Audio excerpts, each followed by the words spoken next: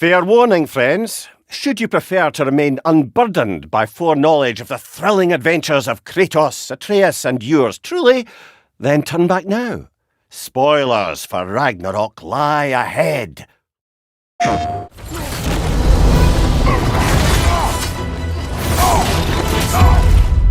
A big part of the inspiration for this scene, at least the emotional through line of the scene, is it taps into some of the fears that we have as parents.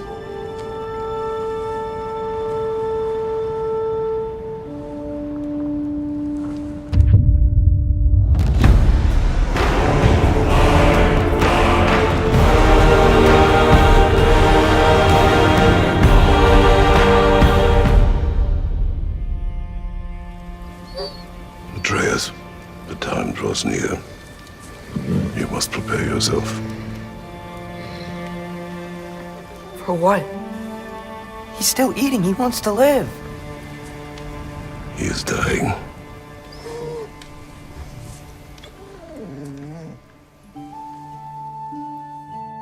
I'm Matt Sophis. I'm the narrative director on God of War Ragnarok. Hi, my name is Estelle Tigani, and I'm the cinematics producer on God of War Ragnarok. My name is Bruno Velasquez. I am the animation director on God of War Ragnarok. Hi, my name is Erica Pinto, and I'm the lead narrative animator on God of War Ragnarok. It's my job to work with a cross-disciplinary group of really talented people to set the course, try to keep it on track, and then get out of the way to let people be great at their jobs. The pipeline for a cinematic starts with the script phase. The writers on the narrative team will collaborate together and complete the script for a cinematic, and it will get reviewed by our game director, Eric Williams, before getting passed over to the cinematics team. My job on the cinematics team is to help guide the cinematics through the pipeline, track tasks, make sure everything is on schedule and on time. I work very closely with many departments, including our visual arts service group and our cinematic arts group, and we work closely with them to develop the staging, the previs of our cinematics, and we go to the mocap shoots. My role in God of War Ragnarok was to oversee all the animation direction across the entirety of the game. It was definitely a big challenge because this is one of the most ambitious games that we were done at the studio for sure.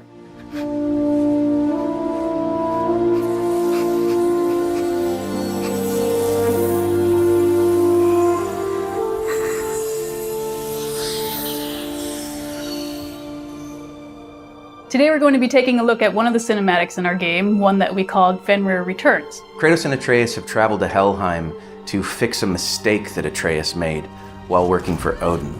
He ended up freeing Garm, the Hound of Hell. It led to a massive fight, and they ended up having to put Garm down. But they didn't do it in the conventional way that you'd expect from God of War. They didn't just kill Garm. Atreus ended up using a soul that was trapped in his knife. Please work, please work, please work! I'm sorry!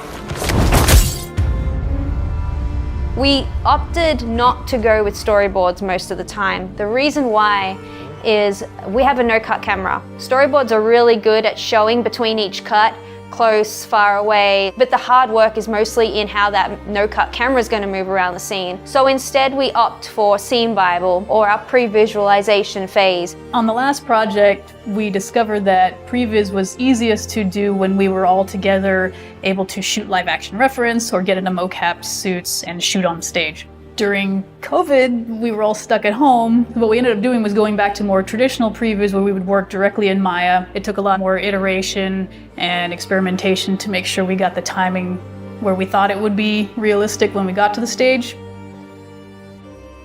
One of the big moments in this scene is to see what happens to Garm, and we encounter him inside this cave. And the way that it's been set up, the lighting, the mood, the way that the camera is kind of creeping behind Atreus as he's creeping up on Fenrir is meant to communicate this sense of uneasiness and uncertainty about how this is going to go.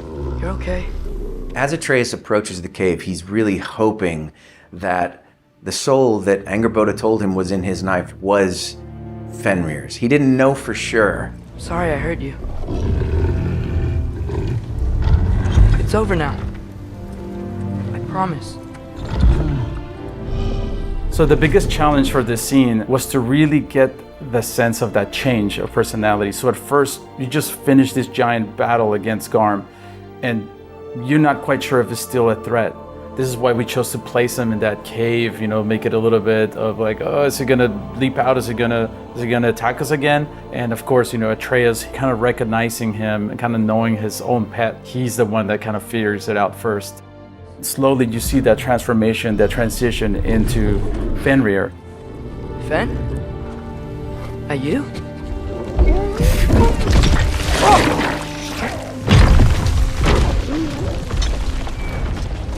Some of the aspects we really wanted to get right with the scene was selling that tension leading into kind of this relief and joy, seeing that Atreus's gamble paid off.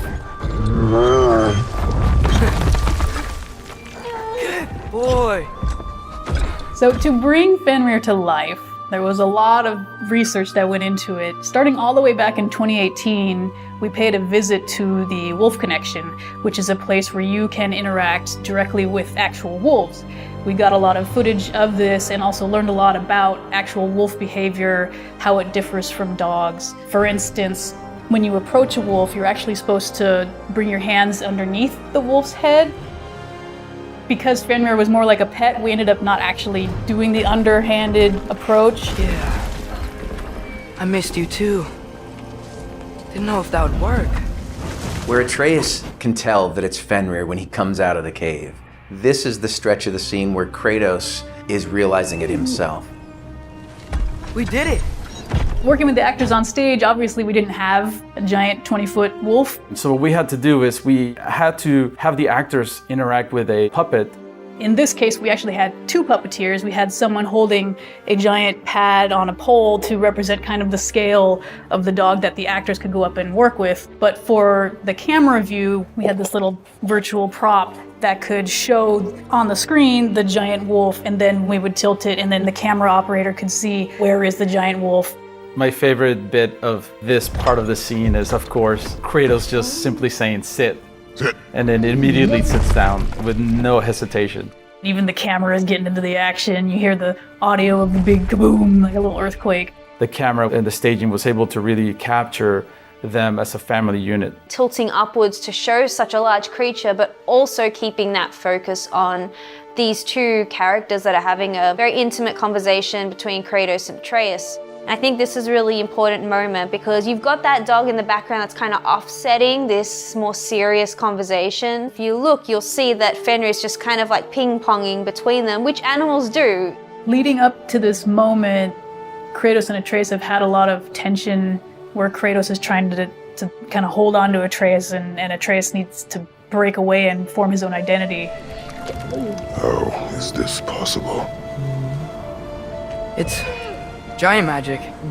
For Fenrir, we actually mostly did hand keyed, which means our animators would pose the wolf and move him around all themselves. Some other research we did, we ended up shooting reference footage with dogs, and you'll see, you know, when the wolf comes and kind of crawls towards Kratos and Atreus, just trying to nail that body mechanics. And what we ended up doing, because of the different camera angles and the size of the wolf that we were going to represent in game, what we did is we ended up shooting from the camera perspective and the closeness that we needed to recreate in our scene, which presented itself as amazing reference for our animators. For me, the most exciting part was once we got the wolf data in and we started to hand key Fenrir a little bit more and you start to see his personality come forward and come to life. To me, that was a true joy. We also really wanted to lean in finding natural behaviors that dogs and wolves do when he yawns and shakes himself, just really feeling all the fur, and we want to sell that this is, you know, something that's alive and not just a bunch of polygons on the screen. I think the most exciting thing about bringing this scene to life was just watching it go from this very rudimentary scene of just two guys sliding around in a horribly animated puppet wolf to something that feels believable, and you're just like, oh, Fenrir's such a good boy and he gets all the pets. I've been learning things. In Asgard. This has nothing to do with that. More secrets. No. A promise. Knowing that someone's trusting me to keep. Like you kept your promise to Mom? From a narrative perspective, what we wanted to achieve with this scene is to demonstrate the developing relationship between Kratos and Atreus and their building of trust towards each other. Atreus is growing up and learning to become independent and make amends when he makes mistakes. It's this wonderful little moment where Kratos realizes maybe that he doesn't have to worry so much anymore. See what I can do when you trust me?